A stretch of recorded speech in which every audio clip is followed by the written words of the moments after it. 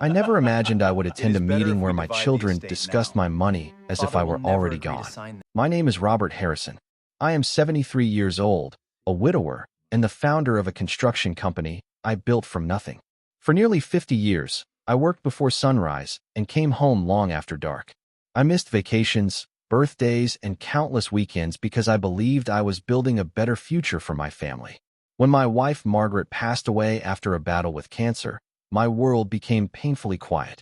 My children convinced me to move into my eldest son Michael's house. "Dad, you shouldn't be alone," Michael said. At the time, I believed him. For the first year, everything seemed fine.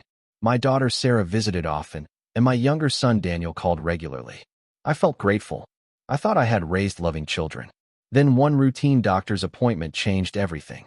The doctor found a minor heart issue and recommended more tests. It wasn't life-threatening, but when my children heard about it, their reaction felt strange. They weren't asking how I felt. They were asking what the doctor had said, how serious it was, whether I had updated my will. At first, I ignored the feeling in my stomach. I told myself they were worried. Then one afternoon, while walking downstairs for tea, I heard voices coming from the dining room. Michael, Sarah, Daniel, all three of them. I stopped when I heard my name. "Dad's lake house alone is worth nearly $1 million, Sarah said.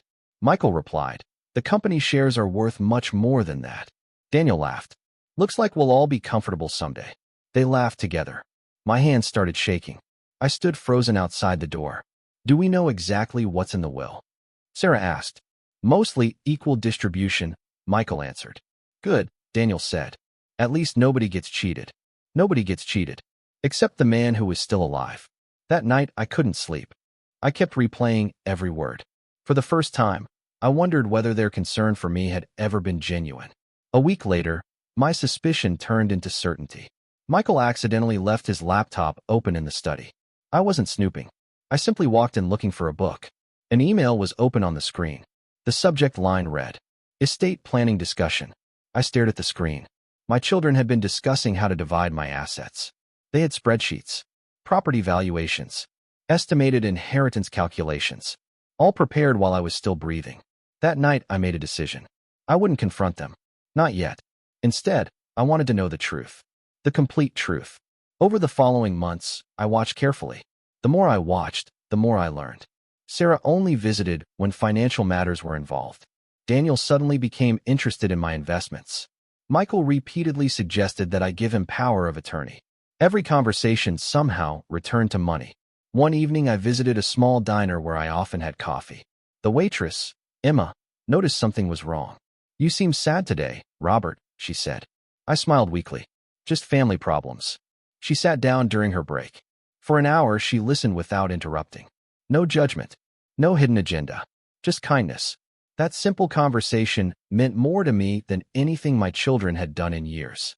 Over the next few months, Emma became a trusted friend. She never asked about my wealth, never asked about my will, never asked for anything. And that made my children suspicious. One Sunday, Sarah confronted me. "Dad, who is that waitress you've been spending time with?" "Her name is Emma." Sarah exchanged a glance with Michael. "You need to be careful." "Careful of what?" "People sometimes take advantage of lonely older men." I almost laughed. The people warning me about greed were the same people calculating my inheritance. That's when I decided it was time. I contacted my lawyer. For several weeks, we worked on a plan. Not a cruel plan, a truthful one. I wanted to see what mattered more to my children, me or my money. A month later, I called a family meeting. Everyone arrived looking nervous. Michael sat beside his wife. Sarah carried a notebook. Daniel looked unusually attentive. My lawyer entered the room. Immediately, their eyes lit up. The meeting began. I took a deep breath. I recently updated my estate plans. The room became silent. Sarah leaned forward. Michael folded his arms. Daniel stared directly at me. "I've decided that my assets will no longer be distributed immediately after my death." The disappointment on their faces appeared instantly. I continued. "Most of my wealth will be placed into a charitable foundation that provides housing for struggling families." Nobody spoke. The silence was deafening. Then Daniel exploded. "What?" Sarah looked horrified. Michael's face turned red. "You're giving away our inheritance?" "Our inheritance. Not your money. Not your life's work. Our inheritance." I looked at my children and felt something I never expected. Sadness. Not anger. Just sadness. I earned this money, I said quietly. It belongs to me. The arguments started immediately. Sarah accused me of being manipulated. Daniel said I was making a mistake. Michael insisted I wasn't thinking clearly. For nearly an hour they argued. Not one of them asked whether I was happy. Not one asked why I made the decision. Not one asked how I felt. Their only concern was the money. Finally, I raised my hand. The room became quiet. I heard your conversation. Nobody moved. I heard you discussing my assets. I heard you planning your futures around my death. The color disappeared from their faces. You thought I was asleep. You thought I couldn't hear you. Michael looked down. Sarah began crying. Daniel stared at the floor. For the first time, nobody had an argument. I spent my life trying to give you everything, I continued. A good education, opportunities, security, love. My voice trembled. But somewhere along the way, you stopped seeing me as your father. Tears filled Sarah's eyes. Dad, no, I interrupted gently. Let me finish. The room remained silent. I don't care about the money.